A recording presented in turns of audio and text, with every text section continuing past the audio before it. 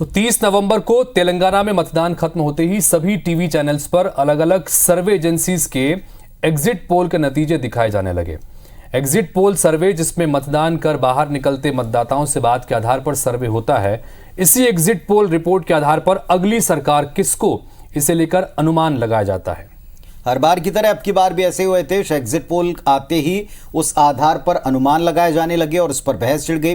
पोल reports के मुताबिक छत्तीसगढ़ में कांग्रेस को बीजेपी से ज्यादा, लेकिन 2018 में उनके खुद का जो आंकड़ा था उससे कम सीटें मिलती दिख रही हैं, जबकि बीजेपी को बढ़त तो है लेकिन प्रचंड बहुमत जैसी स्थिति नहीं, जिसका वे दावा करते हैं।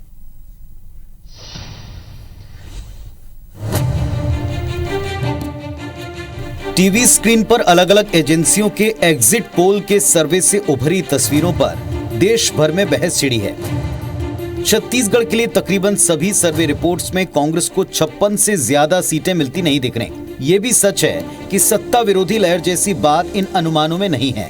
कांग्रेस ने सभी सर्वे रिपोर्ट्स में भाजपा पर बढ़त बना रखी है। एग्जिट पोल के मुताबिक कांग्रेस अपने पुराने रिकॉर्ड 68 सीटों पर कायम नहीं दिख रही, यानी कांग्रेस अपनी कुछ सीटें हार रही है। जाहिर है इसमें कुछ मंत्रियों और वरिष्ठ विधायकों की हार हो सकती है। एक्सपर्ट्स का भी मानना है कि कई मंत्रियों और वरिष्ठ विधायक टाइट फाइट में उलझे हुए हैं। दूसरी तरफ सर्वे रिपोर्ट्स के मुताबिक 38 सीटों पर नए प्रत्याशी उतारने का फैसला कांग्रेस के पक्ष में दिखाई नहीं पड़ता। अगर दूसरी तरफ इन सर्वे रिपोर्ट्स में भाजपा की स्थिति देखें तो उसकी सीटें बढ़ती तो दिख रही हैं, लेकिन स्पष्ट या मजबूत बहुमत के आंकड़े से दूर है। भाजपा ने इस बार 3 दर्जन से ज्यादा नए चेहरों को प्रत्याशी बनाया। कमजोर सीटों पर पहले प्रत्याशी भी उतारे, लेकिन कई सीटों पर बीजेपी के लिए भी पेंच फंसा हुआ है। रिपोर्ट्स के मुताबिक बीजेपी के भी कई दिग्गज पूर्व मंत्रियों की सीटों पर मामला उलझा हुआ है। जाहिर है सर्वे के बाद कांग्रेस और बीजेपी के नेता खुद का पाला मजबूत बताकर विरोधी पर तंज कस रहे हैं। रमन सिंह जी मुंगेरी लाल के हसीन सपने देखने जैसा उनका बात है, और रमन सिंह जी को इस बात का एहसास है कि उनकी जमीन खिसक चुकी है और छत्तीसगढ़ में कांग्रेस की सरकार बनने वाली है, उनको भी जानकारी है।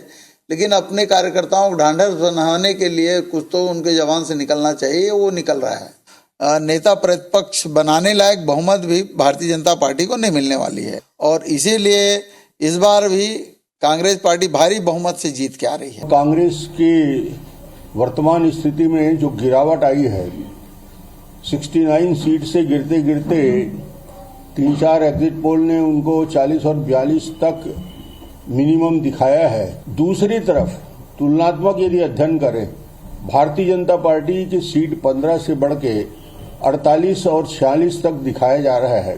इसका मतलब है कि भारतीय जनता पार्टी के ग्राफ में ग्रोथ है, वो बहुत तेजी के साथ छत्तीसगढ़ में हुआ है।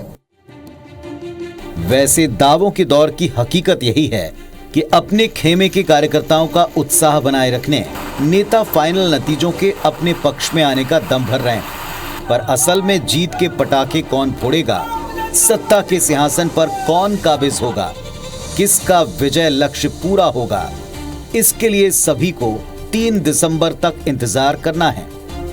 तब तक ये बहस जारी रहेगी कि फाइनल नतीजे एग्जिट पोल के अनुमान के अनुरूप होंगे या उलट चौंकाने वाले।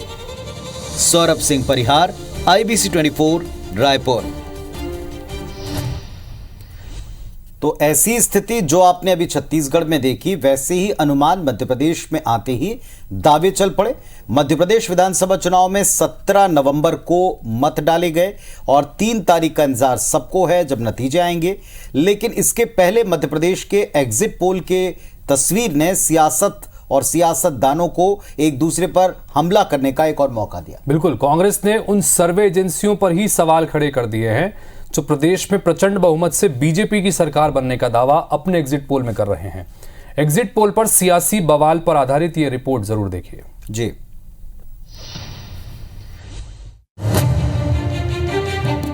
मध्य प्रदेश विधानसभा चुनाव के नतीजे 3 दिसंबर को आएंगे, लेकिन गुरुवार को सर्वे एजेंसियों द्वारा जारी किए गए एग्जिट पोल के नतीजों ने मध्य प्रदेश की सियासत में उबाल ला दिया है। एग्जिट पोल के कुछ सर्वे प्रदेश में भाजपा की सरकार बनने का दावा कर रहे हैं। इससे बीजेपी के नेता उत्साहित हैं।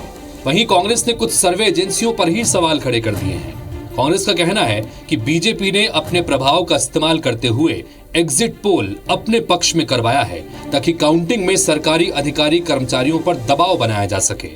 इधर बीजेपी का कहना है कि कांग्रेस अभी से हार मान चुकी है, इसलिए हार के बहाने खोज रही है। जो उनके कर्ता धर्ता हैं माननीय गुप्ता जी, अगर उनके पारिवारिक पृष्ठभूमि संघ की है तो उसको बता देने से बीजेपी को तकलीफ क्या हो रही है? कि संघ इस देश में प्रामाणिकता, प्रतिबद्धता और पारदर्शिता के लिए जाना जाता है। अगर संघ का कोई स्वयंसेवक है तो इन तीनों के आधार पर वो परिणाम देता है। एग्जिट पोल पर सियासत कोई नई बात नहीं है, लेकिन एमपी में बीजेपी और कांग्रेस के बीच कांटे की टक्कर नजर आ रही है। एग्जिट पोल को लेकर दोनों दलों के अपने अपने दावे हैं, लेकिन प्रदेश की सत्ता पर कौन काबिज होगा और जनता ने किसके पक्ष में सुनाया है फैसला, ये तय होगा 3 दिसंबर को जब एग्जैक्ट नतीजे आएंगे। विवेक पटैया, IBC 24, भोपाल। तो ये मध्य प्रदेश और छत्तीसगढ़ की तस्वीर आपने देखी। मध्य प्रदेश में, छत्तीसगढ़ में, दोनों ही प्रदेश में सोशल मीडिया के ऊपर इसका बड़ा रिएक्शन हमने दिन भर देखा, बल्कि कल से देखा।